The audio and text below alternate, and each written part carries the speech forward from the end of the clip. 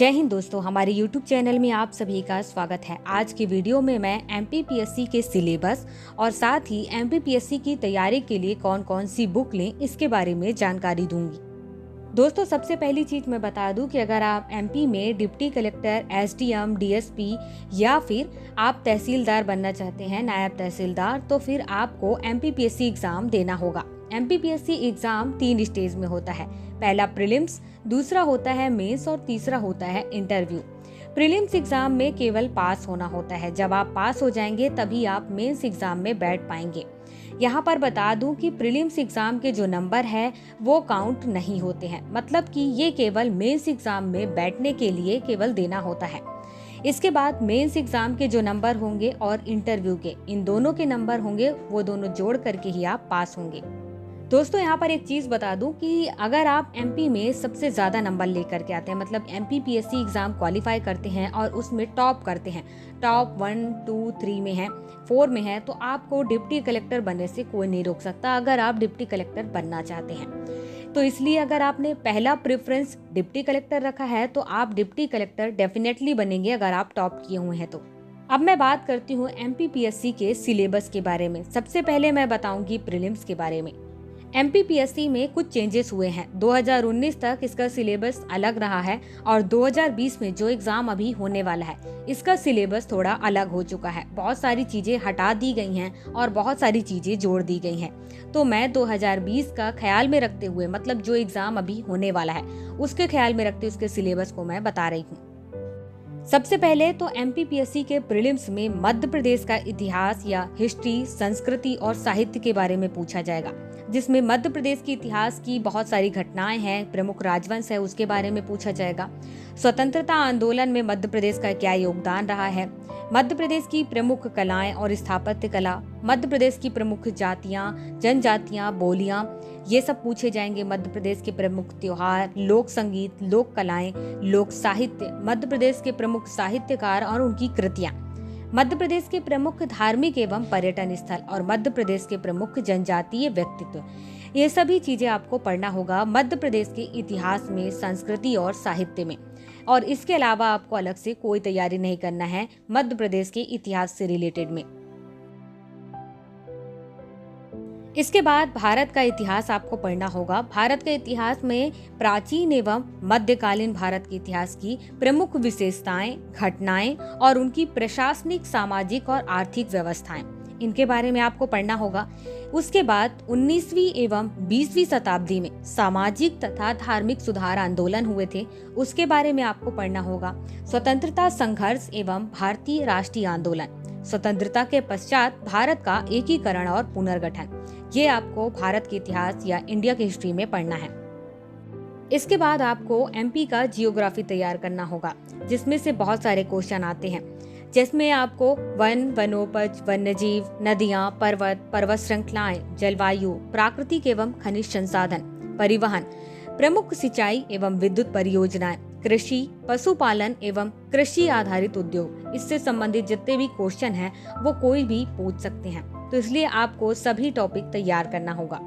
इसके बाद आपको भारत एवं विश्व का भूगोल भी तैयार करना होगा, जिसमें आपसे भौतिक भूगोल, प्राकृतिक संसाधन, सामाजिक भूगोल और आर्थिक भूगोल से रिलेटेड क्वेश्चन पूछे जाएंगे। इसमें सभी टॉपिक क्लियरली बता दिया गया है, जैसे कि आर्थिक भूगोल में आपसे प्राकृतिक एवं मानवीय संसाधन, विश्व के महाद्वीप, देश, महासागर, नदियां और पर्वत के बारे में पूछा जाएगा। विश्व के प्राकृतिक संसाधन, परंपरागत एवं गैर परंपरागत ऊर्जा, ये सारी चीजों के बारे में पूछा जाएगा। तो ध्यान से सभी टॉपिक जो क्लियरली बता दिया गया है उसको तो आप ध्यान से पढ़ें, याद रखें और बार बार रिपीट करें। इसके बाद राज्य की संवैधानिक व्यवस्था के बारे में पूछा जाएगा, जिसमें क्लियरली बताया गया है कि आपको मध्य प्रदेश का संवैधानिक व्यवस्था, मतलब कि राज्यपाल, मंत्रिमंडल, विधानसभा और उच्च न्यायालय के बारे में आपको पढ़ना होगा। मध्य प्रदेश में त्रिस्तरीय पंचायती राज और नगरीय प्रशासन व्यवस्था है, इसके बारे में भी जानना होगा, इससे रिलेटेड क्वेश्चन आएंगे।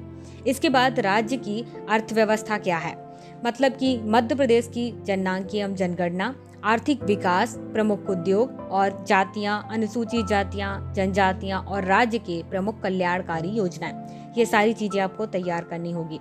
जो जो टॉपिक इन्होंने सिलेबस में बता दिया है वो तो आपको तैयार करना ही है, इससे बाहर कुछ भी तैयार नहीं करना है। इसके बाद सिलेबस में भारत का संविधान, शासन प्रणाली एवं अर्थव्यवस्था के बारे में भी बोला गया है कि आप इससे रिलेटेड तैयारी जरूर करें। इसमें बहुत सारे टॉपिक दिया गया है जो आपको पढ़ना होगा। भारतीय शासन अधिनियम 1919 और 1935 ये आपको तैयार करना होगा, ये हिस्ट्री में भी है। संविधान सभा, संघीय कार्यपालिका, राष्ट्रपति एवं संसद, नागरिकों के मौलिक अधिकार, कर्तव्य एवं राज्य के नीति निर्देशक सिद्धांत, संवैधानिक संशोधन, सर्वोच्च न्यायालय एवं न्यायिक व्यवस्था, भारतीय अर्थव्यवस्था, औद्योगिक विकास एवं विदेशी व्यापार, आयात एवं निर्यात, वित्तीय संस्थाएं, रिजर्व बैंक, राष्ट्रीयकृत बैंक, सेबी, एनएसई और गैर बैंकिंग वित्तीय संस्थान, इन सभी टॉपिक को आपको तैयार करना होगा। इसके अलावा आपको कोई भी अलग टॉपिक बिल्कुल भी तैयार नहीं करना है। इसके बाद साइंस एंड एनवायरनमेंट से रिलेटेड क्वेश्चन पूछे जाएंगे। इनमें भी टॉपिक बता दिए गए हैं और इन्हीं टॉपिक को आप तैयार करें। विज्ञान के मौलिक सिद्धांत, भारत के प्रमुख वैज्ञानिक संस्थान, उनकी उपलब्धियां, उपग्रह एवं अंतरिक्ष प्रौद्योगिकी, पर्यावरण एवं जैव विविधता, पारिस्थितिकीय तंत्र, पोषण, आहार एवं पोषक तत्व, मानव शरीर संरचना, कृषि उत्पाद तकनीक, खाद्य प्रसंस्करण, स्वास्थ्य नीति एवं स्वास्थ्य कार्यक्रम, प्रदूषण, प्राकृतिक आपदाएं एवं प्रबंधन। इसके बाद करंट अफेयर की तैयारी करना होगा, नेशनल और इंटरनेशनल दोनों ही लेवल पर, और स्टेट लेवल को जरूर ध्यान रखें। इसमें आपको महत्वपूर्ण व्यक्तित्व और संस्थान के बारे में पूछा जाएगा। महत्वपूर्ण घटनाएं आपको देखनी होगी।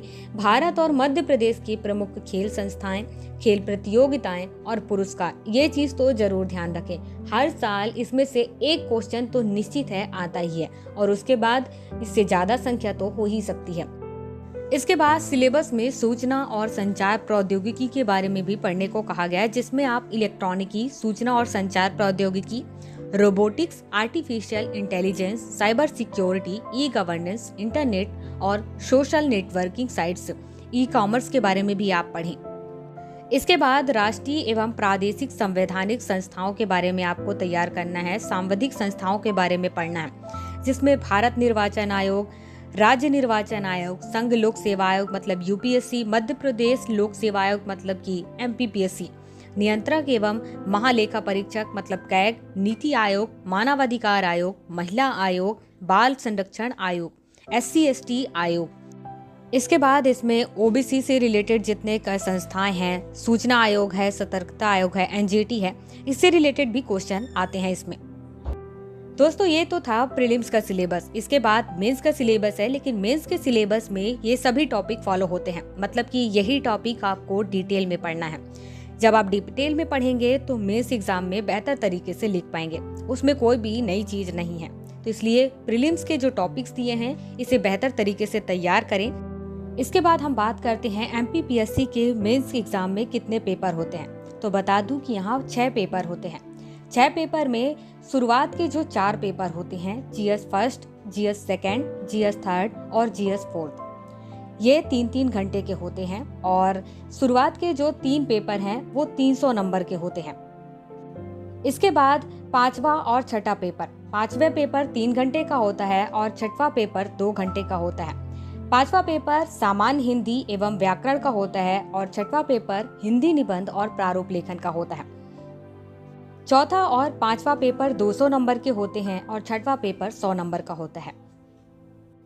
इसका मतलब है कि मेंस में जितने भी क्वेश्चन पेपर होते हैं वो टोटल नंबर 1400 के होते हैं। इसके बाद जो इंटरव्यू होता है वो होता है 175 नंबर का। इसका मतलब है कि आपको एमपीपीएससी फाइनली क्वालिफाई करने के लिए 1575 नंबर में से जितने ज्यादा से ज्यादा नंबर आप ला सकते हैं लाना होगा, तभी आपको डिप्टी कलेक्टर या डीएसपी जैसे पोस्ट मिल सकते हैं। दोस्तों एमपीपीएससी की तैयारी के लिए जो बुक लिस्ट है वो नेक्स्ट वीडियो में अपलोड कर दी जाएगी।